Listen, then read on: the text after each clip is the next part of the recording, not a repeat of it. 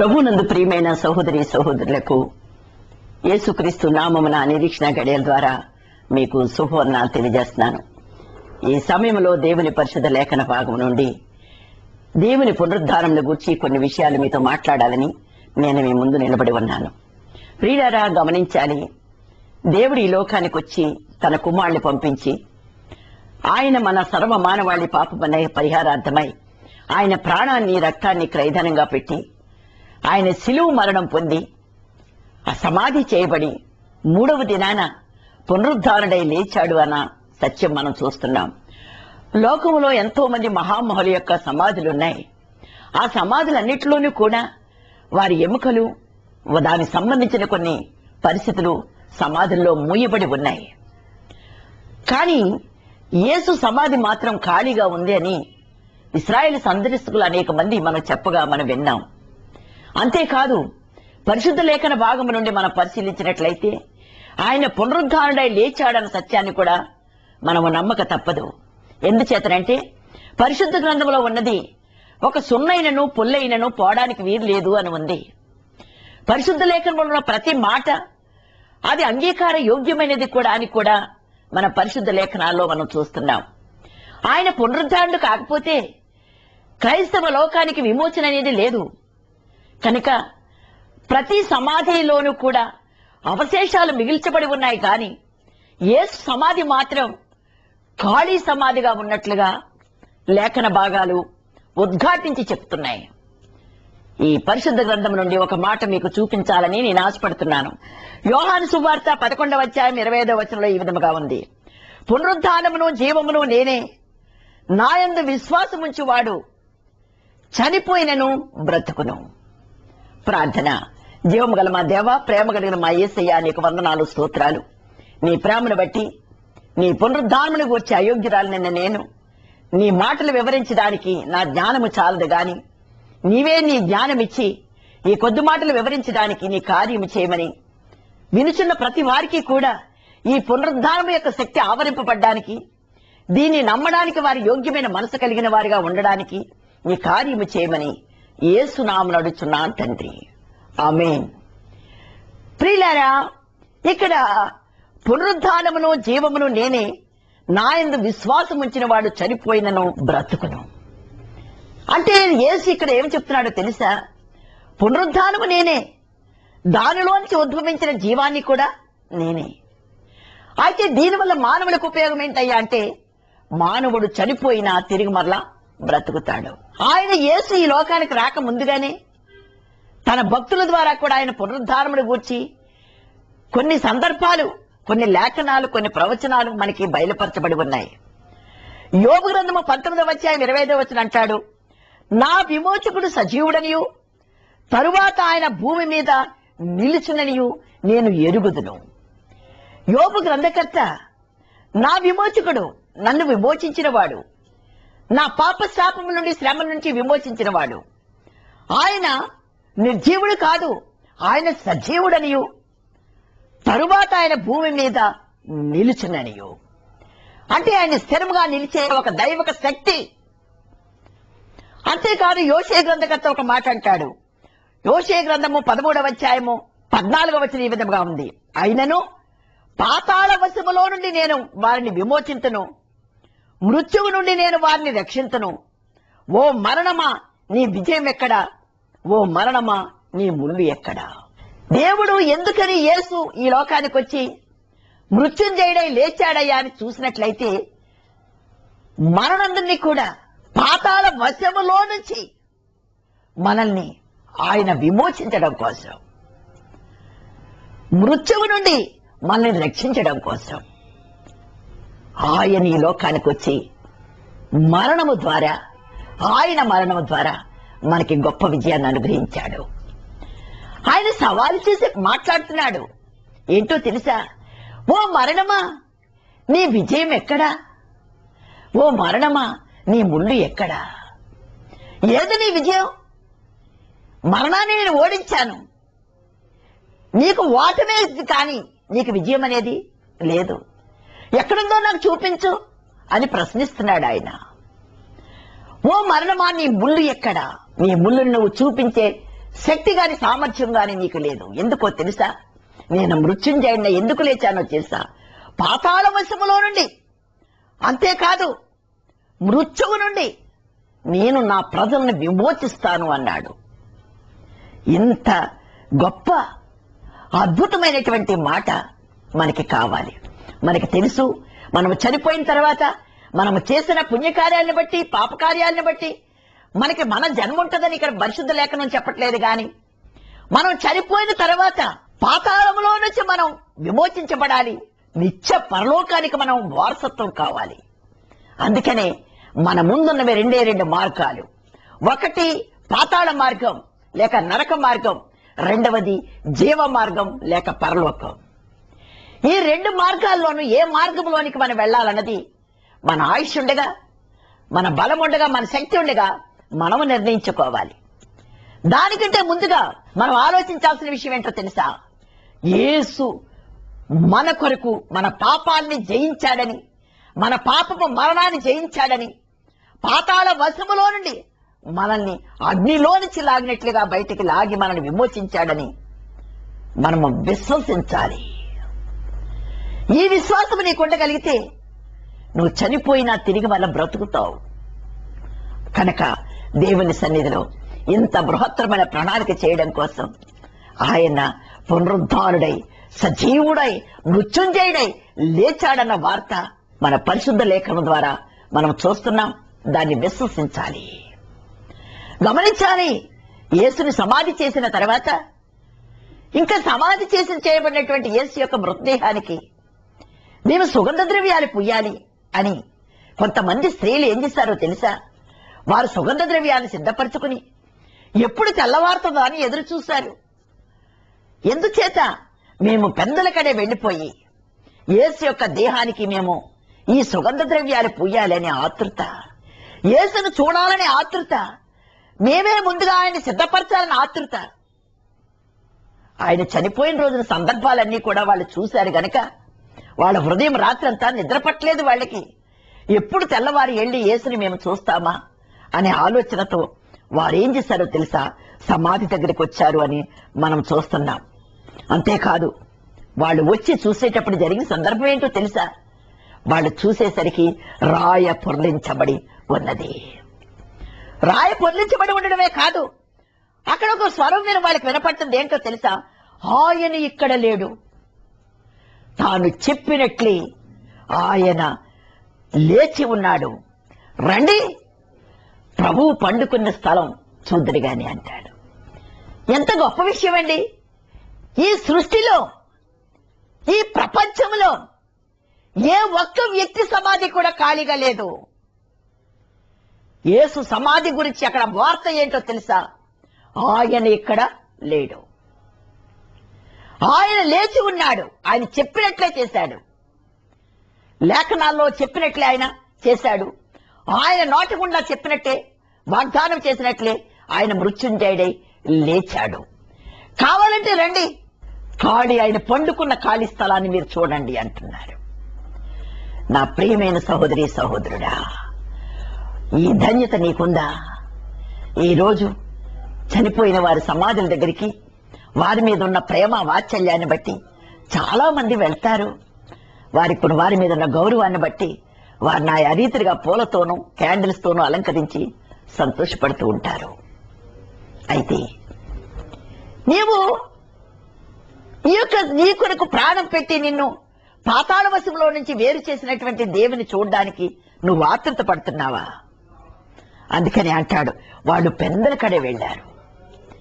నీవు కూడా ఈ యొక్క పునరుద్ధానంలో నువ్వు చేయాల్సిన పని ఏంటో తెలుసా? నీ జీవితంలో పెందల కడే మేల్కోవాలి. నేను పాపశాపాలని విమోచించబడ్డాను గనక ఇక పాపంతో నాకు పని లేదు గనక నేను యేసుని చూడాలి. ఎంత గొప్ప విషయం! వాళ్ళు చీకటిగా ఉన్నప్పుడు అక్కడికి వచ్చారు. సిద్ధపరిచిన సుగంధ ద్రవ్యాలతో వాళ్ళు వచ్చారు. చూడాలనే ఆశతో వాళ్ళు వచ్చారు. ఆయనకి సుగంధ ద్రవ్యాలతో అలంకరించాలన్న ఆశతో వాళ్ళు వచ్చారు. అయితే వాళ్ళకి తెలియబడినటువంటి బృహత్తర సత్యం ఏంటో తెలుసా? ఆయన ఇక్కడ లేడు, ఆయన చెప్పినట్లే లేచాడు. అయితే ఈ విధంగా జరిగిన తర్వాత ఎవరికి ఆయన ప్రత్యక్షత కలిగింది, ఎవరితో ఆయన సంభాషించాడు, ఎవరిని ఆయన ఎదుర్కొన్నాడు అని చూసినట్లయితే మత్తయి సువార్త 28వ అధ్యాయము 8-9 వచనాల్లో వారు భయముతోనూ మహానందముతోనూ సమాధి ఎదురు నుండి త్వరగా వెళ్లిచుండగా యేసు వారిని ఎదుర్కొని మీకు శుభము అని చెప్పాడు. ఎప్పుడైతే ఆయన ఇక్కడ లేడు, రండి కావాలంటే ఖాళీ సమాధి చూడాలని స్వరం వాడు విన్నారో, ఈ వార్తని అనేక మంది చెప్పమనే భారం వారి మీద ఉంది గనక వారేం చేశారో తెలుసా, గొప్ప ఆనందం వాళ్ళకి కలిగింది. ఆయన మృత్యుంజయుడే లేచాడనే ఆనందం కలిగింది. ఈ శుభవార్త అనేక మంది చెప్పడానికి వాళ్ళు ప్రయాణమే వెళ్తా ఉన్న సమయంలో జరిగిన సందర్భం ఏంటో తెలుసా, ఆయనే ఎదురుగా వచ్చాడు. అమ్మా మీకు శుభమవునుగాక అని చక్కటి మాటతో వారిని పలకరించాడు.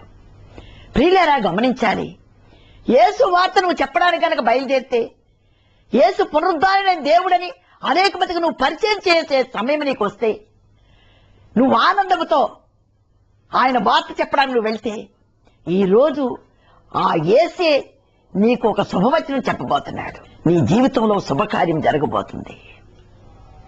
నీకు శుభము. యేసు వార్త చెప్పడానికి వెళ్ళిన పాదాలకు ఎదురుగా వచ్చాడు యేసయ్య. నీకు శుభము అని చెప్పాడు. రెండవదిగా చూసినట్లయితే లూకా సువార్త 24వ అధ్యాయం 15వ వచనంలో జరిగిన సంగతులను గూర్చి వారు సంభాషించుకొనుచు ఆలోచించుకొని చూడగా యేసు వారితో కలిసి నడిచాడు. వాడు సంభాషించుకుంటున్నారు. ఏం సంభాషించుకుంటున్నారు? అయ్యో నిన్నటి దినాన యేసుని ఇలా సిలివేశారు, ఇలా సమాధి చేశారు, ఇలా జరిగింది, యేసు పరిస్థితులన్నీ ఇలా జరిగినాయి, ఆయన ఎవరికి అన్యాయం చేయలేదు, పాపం అందరినీ రోగులను స్వస్థపరిచాడు, కుంటివారిని నడిపించాడు, గుడ్డివారికి చూపునిచ్చాడు. ఆహారం కొరతగా ఉన్నప్పుడు కూడా ఆయన ఎక్కడ ఉన్నాడో అక్కడ ఆహారం సమృద్ధిగా ఆయన అందరికీ కూడా సమృద్ధిగా పెట్టాడు.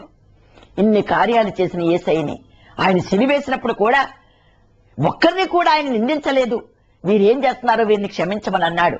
అవసాన దశలో 3 మేకులు భారంతో వేలాడుతూ కూడా ఆయన ప్రజల యొక్క క్షేమాన్ని, వాళ్ళ యొక్క ఆశీర్వాదాన్ని ఆయన కోరుకున్నాడని ఎన్నో సంగతులు వాళ్ళు మాట్లాడుకుని ఉండొచ్చు. వారు కలిసి సంభాషించుకొని చుండగా జరిగిన సంగతులు సంభాషించుకొని చుండగా యేసు వారి దగ్గరికి వచ్చాడు. నా ప్రియమైన సహోదరి సహోదరుడా, ఈ పునరుద్ధానపు యేసు నీ దౌటి నడవాలంటే, ఈ పునరుద్ధానాన్ని యేసు నీతో కలిసి జీవించాలంటే నీ సంభాషణలో ఆయన ఉండాలి. నీ సంభాషణలో ఆయన ఉండాలి. నా యేసు నా కొరకు ఎంత త్యాగం చేశాడు, ఆయన ఎంత భరించాడు, నన్ను పాతాళ వశములో నుంచి బయటికి లాగడానికి ఆయన చేసిన బృహత్తరమైన ప్రణాళిక ఎంత గొప్పది అని ఈ రోజు నువ్వు చెప్పుకోవడం నువ్వు ప్రారంభిస్తే ఆయన నీతో నడవడానికి ఇష్టపడుతున్నాడు. జరిగిన సంగతులను గూర్చి సంభాషించుకొని చూడగా ఆ ఎమ్మాయి గ్రామంలో నడుస్తున్న వారి మధ్యకు ఆయన వచ్చాడు. ఈ రోజు నీ మధ్యకు ఆయన రావాలని నువ్వు కోరుకుంటే నీ సంభాషణ ఆయనకి వర్తించినదై ఉండాలి. అంతేకాదు, ఇక్కడ అంటున్నాడు చూడండి, యోహాను సువార్త 20వ అధ్యాయము 11, 14, 15 అంటాడు, ఆయన కొరకు ఏడ్చుచూ వెతుకుచున్నటువంటి ఆ స్త్రీకి ఆయన కనిపించాడు. అమ్మా అని పిలిచాడు. ఎందుచేత? ఆమె సమాధి చూసిన తర్వాత అయ్యో నా యేసుని ఎవరో ఎత్తుకుపోయారు, నేను ఆయన అలంకరించాలనుకున్నాను, తనివి తీరి ఆయన్ని చూడాలనుకున్నాను, ఆయన అలంకరించాలనుకున్నాను, ఆ కార్యం నా చేతులతో చేయాలనుకున్నాను, ఎవరో ఆయన ఎత్తుకుపోయారని భ్రమపడింది. ఆ భ్రమపడి దుఃఖముతో కన్నీరు మున్నీరుగా అయ్యో ఆయన నాకు కనీసం ఈ అవకాశం కూడా నాకు దూరం అయిపోయింది అనుకుని మనసులో ఎంతో వ్యాకుల పడింది. ఆ విధంగా ఆమె వెతుకుతా ఉన్నటువంటి సమయంలో, ఆమె కన్నీరు మున్నీరుగా ఏడుస్తా ఉన్న సమయంలో, యేసుని కనీసం దేహాన్నైనా నేను చూడలేదని భారభరితమైనటువంటి హృదయంతో ఉన్న సమయంలో అమ్మా అని మెల్లనైన ప్రేమపూరితమైన నిష్కళంకమైన పిలుపు ఆమె విన్నది. విన్న వెంటనే ఆయన అమ్మా అనే పిలుపు ఎప్పుడైతే ఆమె యొక్క చెవిలోనికి చొచ్చుకుందో ఆయన బోధకుడని ఆమె గుర్తించింది. ఈరోజు పునరుద్ధానం వల్ల నీకు మేలు కలగాలంటే, ఆయన స్వరము నీ వినపడాలి అంటే నీవు కూడా కన్నీటితో సజీవుడైనటువంటి దేవుని కొరకు కనిపెట్టాలి. మృత్యుంజయుడైన యేసు కొరకు నువ్వు కనిపెట్టాలి. భారభరితమైన హృదయంతో ఆయన పాదాల దగ్గర నువ్వు కనిపెట్టాలి. అప్పుడే పునరుద్ధానుడైనటువంటి యేసు నిన్ను ప్రేమతో పిలవడానికి ఆయన ఇష్టపడుతున్నాడు. ఇంకొక మాట కూడా ఇక్కడ మనం చూస్తున్నాం. యోహాను సువార్త 20:19 అంటాడు, యూదులకు భయపడి తలుపులు మూసుకుని ఉండగా యేసు వారి మధ్యకు వచ్చెను. ఈ తలుపులు మూసుకున్నారండి వాళ్ళు. ఎందుకో తెలుసా? యూదులకు భయపడ్డారు. ఎందుచేత? యేసును సిలివేశారు కనుక శిష్యులందరూ చెదిరిపోయారు. ఎవరూ కూడా లేరు. ఎందుకంటే ఆయనతో ఉంటే మాకేం శిక్షిస్తారనుకున్నారో ఏమో. వాళ్ళందరూ కూడా భయపడి వెళ్లిపోయి ఏంటింత ఘోరం జరిగిపోయిందని రహస్యంగా గదిలో వాళ్ళు ఒక సమావేశం ఏర్పాటు చేసుకున్నారు. కానీ అంతవరకు వారితో కలిసి ఉన్నటువంటి యేసు వారిని చూడాలని అపేక్షతో మూసి ఉన్న తలుపు కూడా ఆయన ఆటంకపరచలేకపోయింది. ఆయన ప్రేమ వాత్సల్యం ఆ తలుపును దాటి లోపలికి వచ్చి, మీకు సమాధానము కలుగునుగాక. ఏ భయముతో మీరు ఉన్నారు, ఏ భీతితో మీరు ఉన్నారు, ఏ కలవరంతో ఉన్నారు, అవన్నీ పోతున్నాయి. మీకు సమాధానం వస్తుంది. నా ప్రియమైన సహోదరి సహోదరుడా, యేసుని గురించి నువ్వు సంభాషించుకోవడం, ఆయన పునరుద్ధారమును గురించి నువ్వు సంభాషించుకుంటే, ఆయన ప్రాణత్యాగాన్ని గురించి నువ్వు సంభాషించుకుంటే నీతో ఆయన నడవడానికి ఇష్టపడుతున్నాడు. ఆయన భారభరితమైన హృదయంతో ఆయన వెతకగలిగితే ఆయన నీతో ఆయన మాట్లాడతాడు. ఒకవేళ లోకానికి జడిసి, స్నేహితులకు జడిసి, బంధువులకు జడిసి ఆయన మీద ప్రేమ ఉండి కూడా నువ్వు ఒకవేళ తలుపులు వేసుకుని ఉంటే నీ హృదయంతో ఆయన మాట్లాడడానికి ఇష్టపడుతున్నాడు. అంతేకాదు, ఆయన నీ సంభాషణ అంతా కూడా ఆయన మీద ప్రేమ వాత్సల్యంతో ఉంటే ఆయన నీతో రావడానికి ఇష్టపడుతున్నాడు. పునరుద్ధానుడైనటువంటి దేవుడు నీతో మాట్లాడాలని నువ్వు కోరుకుంటున్నావా? నీ మధ్యకు రావాలని కోరుకుంటున్నావా? నీతో నడవాలని ఆయన కోరుకుంటున్నావా? మాట్లాడాలన్నా, నీతో నడవాలన్నా, నీ మధ్యకు రావాలన్నా, నిన్ను పేరు పెట్టి పిలవాలన్నా ఆయన పునరుద్ధానుడైనటువంటి దేవుడు నా కొరకే ఆయన మృతిని గెలిచి లేచాడని నమ్మాలి. కనుక ఆయన పునరుద్ధానం వల్ల మనకు కలిగే మేళ్లు కొన్ని విషయాలు మేము ముందుంచాలని నేను ఆశపడుతున్నాను. రోమాపత్రిక 4:25 అంటాడు, మన అపరాధముల నిమిత్తమై అప్పగించబడి మనము నీతిమంతులుగా తీర్చబడుటకై ఆయన లేపబడ్డాడు. ఆయన లేపబడ్డం ఆయనకి కాదండి ప్రయోజనం, మనము నీతిమంతులుగా తీర్చబడ్డం కోసం, మనలో ఉన్న దుర్నీతిని మాయం చేయడం కోసం, మనల్ని పరిమళ వాసన కలిగిన సాక్షులుగా చేయడం కోసం మన అపరాధముల కొరకు ఆయన అప్పగించబడ్డాడు. మన అపరాధముల కొరకు గాయపరచబడ్డాడు. మన అపరాధముల కొరకు ఆయన సమాధి చేయబడ్డాడు. 3వ దినాన ఆయన మృత్యుంజయుడై లేచాడు. ఎందుకో తెలుసా? నిన్ను నీతిమంతుడుగా లేపడం కోసం. నీ పాప మృతము నుండి, నీ శాప మృతము నుండి నీ నీతిమంతురాలుగా నిన్ను లేపడం కోసం. ఇంకొక మాట కూడా చూడాలి.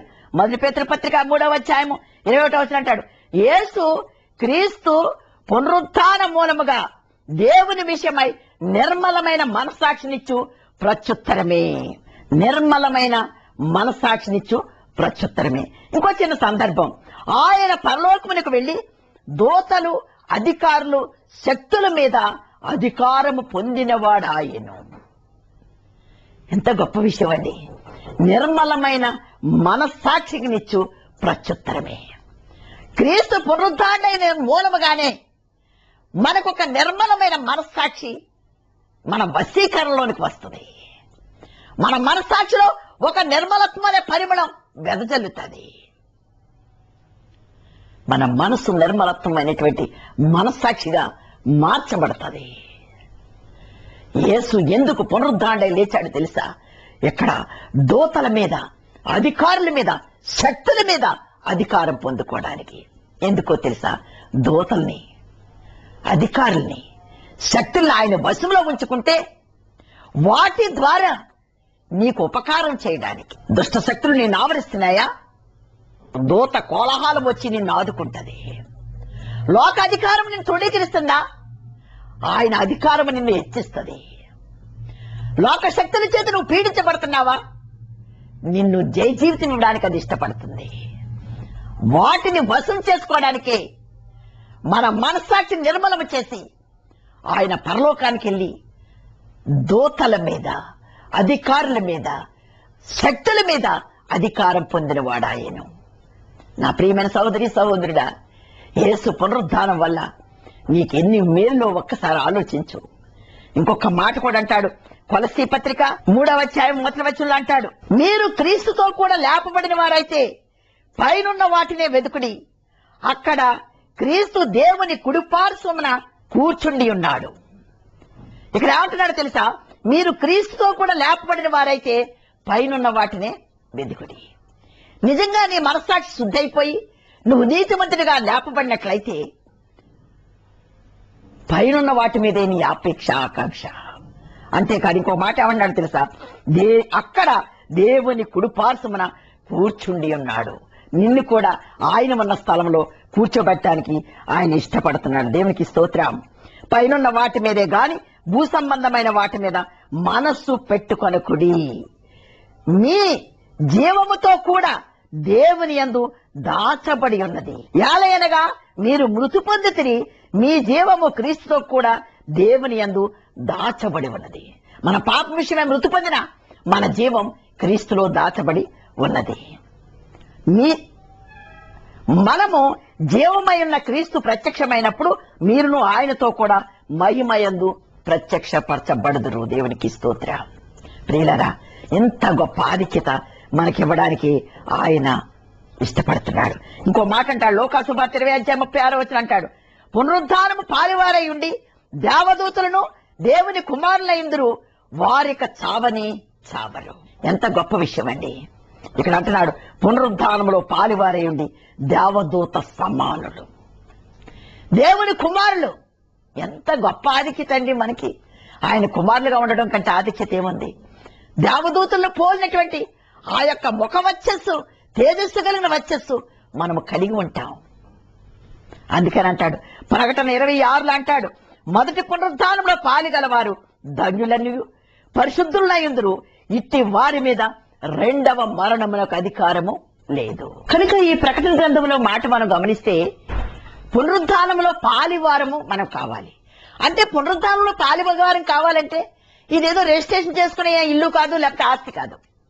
పునరుద్ధానంలో నాకు పాలిభాగం కావాలి, ఆయన పునరుద్ధానంలో నాకు భాగస్వామ్యం ఉంది అనేటటువంటి మనసులో దృఢమైనటువంటి విశ్వాసం మనకి కావాలి. అప్పుడే మనకి రెండవ మరణం మీద అధికారం అనేది ఉండదు.